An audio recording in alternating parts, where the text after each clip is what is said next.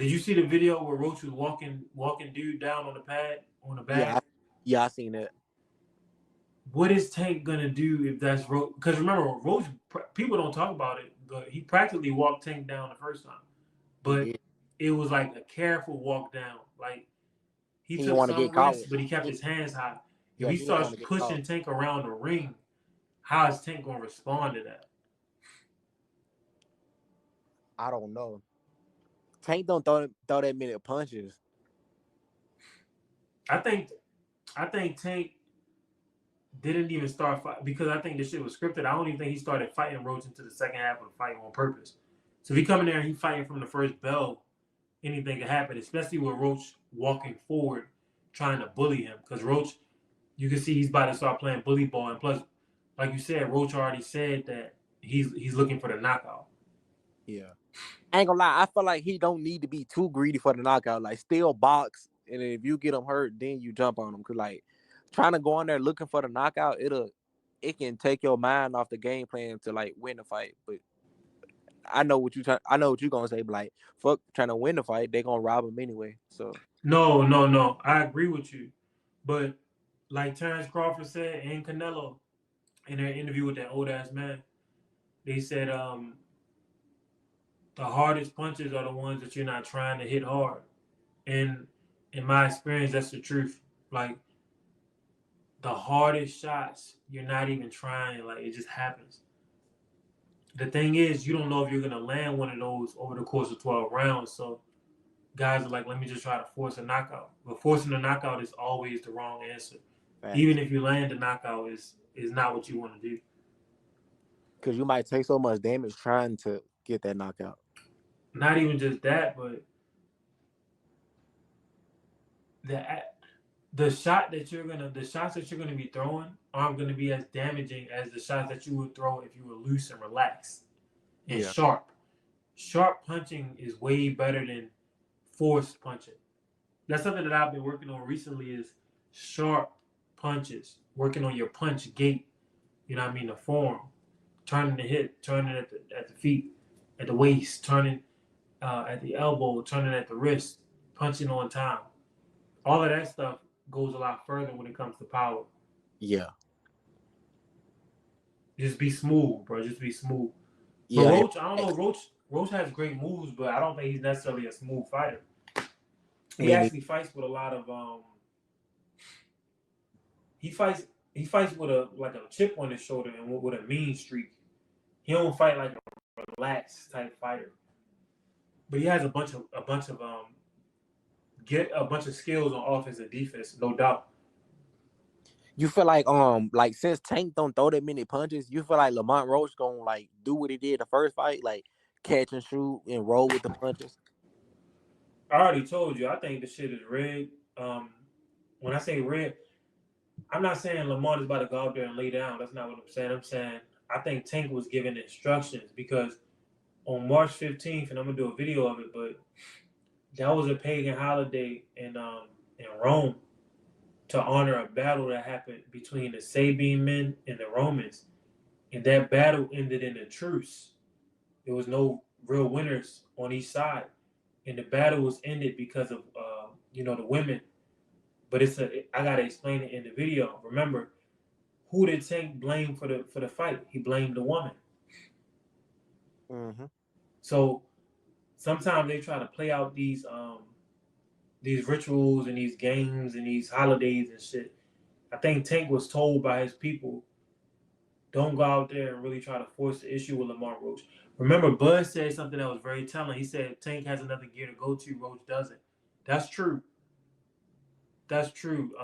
If Tank was fighting the whole fight on some go get him shit, I don't know if Roach could deal with Tank's overall athleticism, a focused Tank, a Tank that's truly committing for 12 rounds, not somebody that's only fighting for the second half of the fight. We gotta see. We just gotta wait and see. Oh yeah, that's always. We always gotta wait. We always gotta wait and see. But I think that Tank is going to knock Roach out according to the script, and I think it's perfect because it buys him more time to duck people like Shakur or Devin or whoever. Because now everybody is sold on Lamar Roach being, the truth. Yeah. So imagine Tank comes back in the rematch, get the knockout. Now they ready to deify him. He's gonna do it on the same date as the Catholic Assumption of Mary. What if the opposite happened? What if Roach knocked Tank out? Hey, it can happen. I know. The scripts get broken all the time, but I think Tank, and I've said this a million times back when I was on TikTok, but Tank has um, he has the punch resistance of Triple G. His chin and his body. He's shown it time and time again.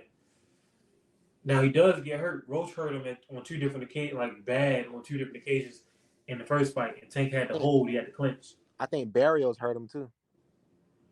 Barrios didn't hurt him um Like Roach did. like yeah, Roach hurt him worse. Barrios, what he did was stun him. Like sometimes you can get hit in the ring and you feel dazed, but you don't feel pain. Yeah. Roach hit Tank where I believe he felt pain and daze because the way that he grabbed Roach. Remember when Barrios hit Tank with that good shot, Tank just made a face and he kind of swayed back and forth and Yeah, he kind was. of it was like a little head nod to say, okay, damn, a good power, good shot. When Roach hit Tank, I think it was around the seventh round.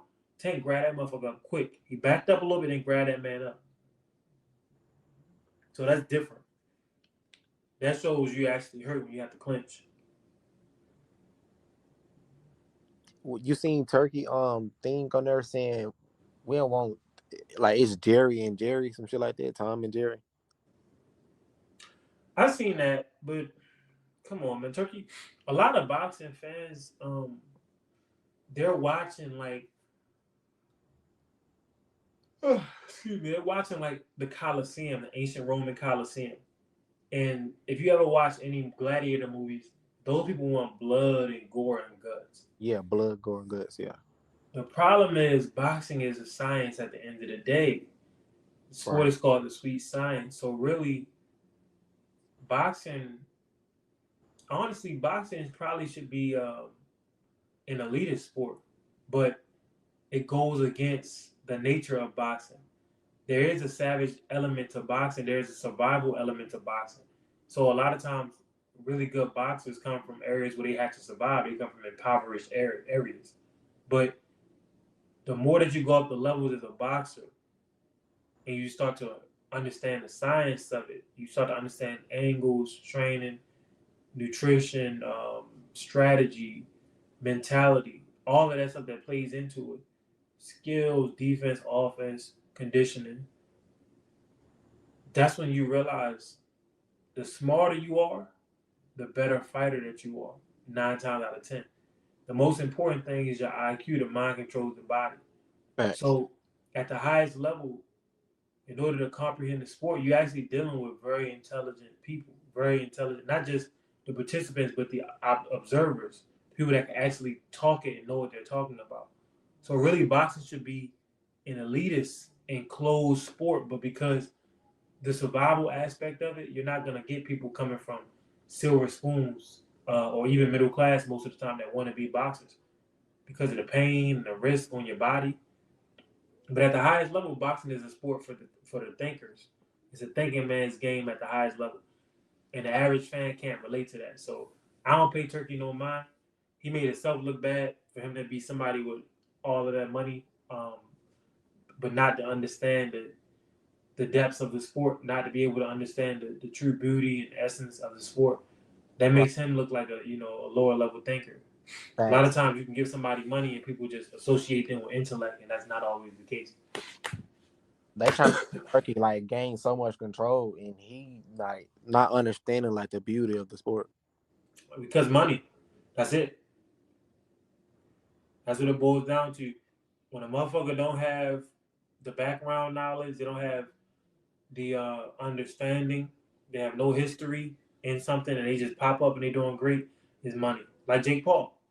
Money is backing him. Disney is backing him. The powers that be are backing him to make sure that he's still here. And it's like they just come out of nowhere. They can jump from uh, different spectrums of the entertainment industry. Jake and Logan, YouTube, now Logan, WWE fighting Floyd Mayweather, Jake Paul, a term famous professional boxer, was able to get in the ring with Mike Tyson.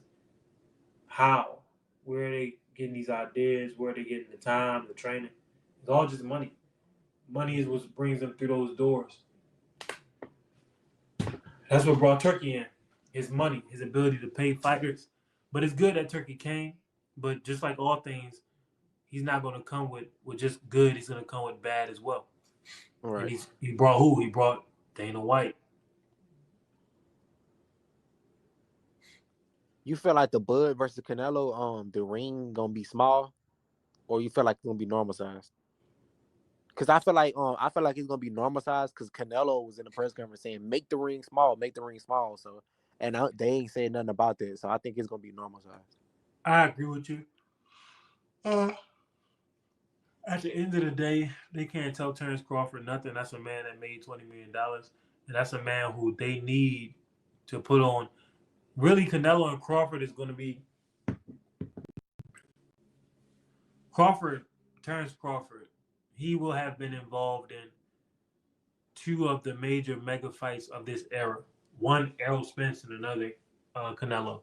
Canelo, yeah. So that's really all boxing is about. The biggest events. That's all it's ever been about.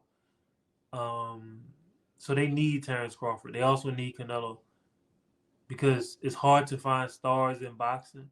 And a lot of times, even if you find a star, it's hard to find men who are going to dedicate their entire lives to where they can actually have a legacy to keep people interested. A lot of dudes, they jump out there, they good for a couple years, but they can't do it for 15 years or 10 or 15 or 20 years in some cases, like, with a Floyd Mayweather or Yeah. Bud, because they require so much focus and sacrifice.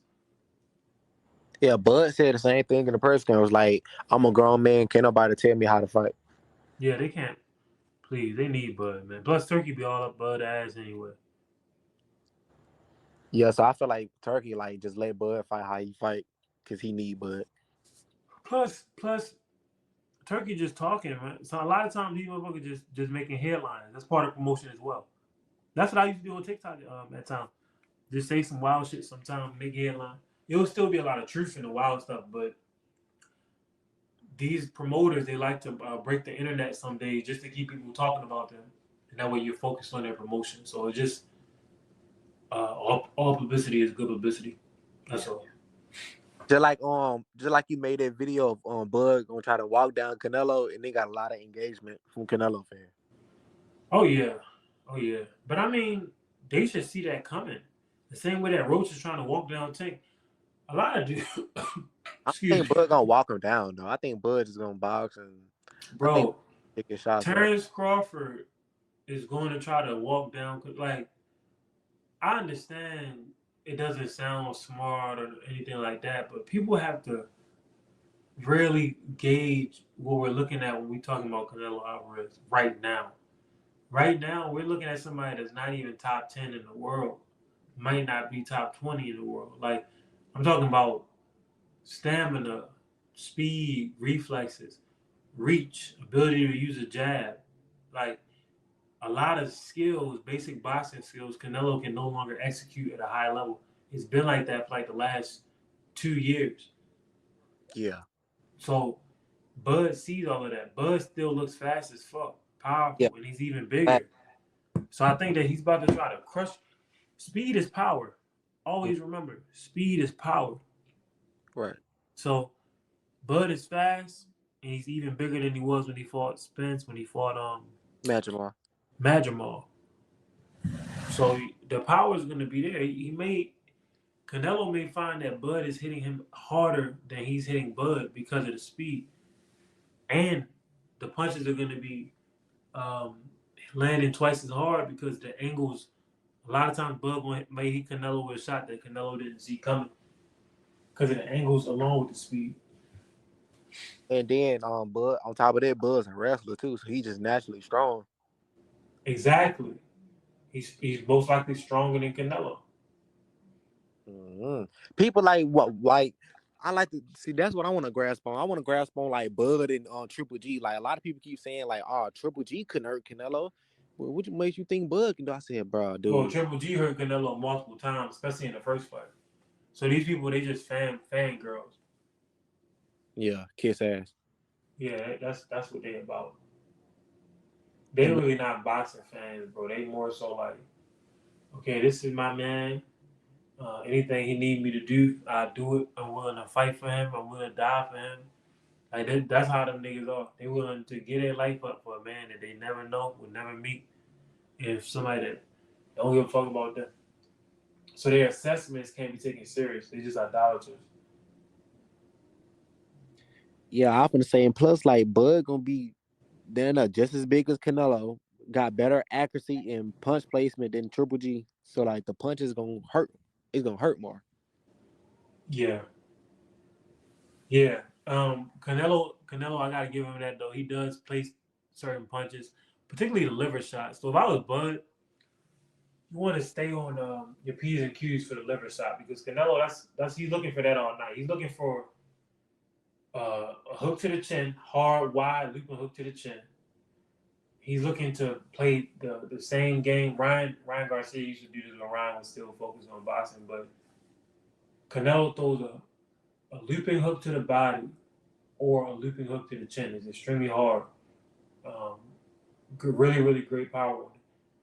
But you don't know which one he's going to throw. So that's one of his tricks. You don't know if he's going to go upstairs. You don't know if he's going to go to the body. That's a basic trick. Another one of Canelo's tricks is to find the liver shot. He finds the liver shot by tapping you with the lead hand. Like, it'll be like jab, slap hook, hard liver shot with the rear hand. Like, that's what he looks for all night. So he looks for that liver shot to try to paralyze the legs and make it so you can't move. Terrence Crawford, all he has to do really, what I would advise him to do is fight in the L guard. Because in the L guard, your forearm as well as your glove on your lead hand is protecting your liver. I feel like that's what he gonna fight in too. Cause he was doing something like similar like that when he was going in the training camp video I seen. He was fighting that stance you were saying. Yeah, it's just called the L guard, bro. It ain't nothing special. Like, so I'm gonna break it down to literally, you make an L with your arm, right?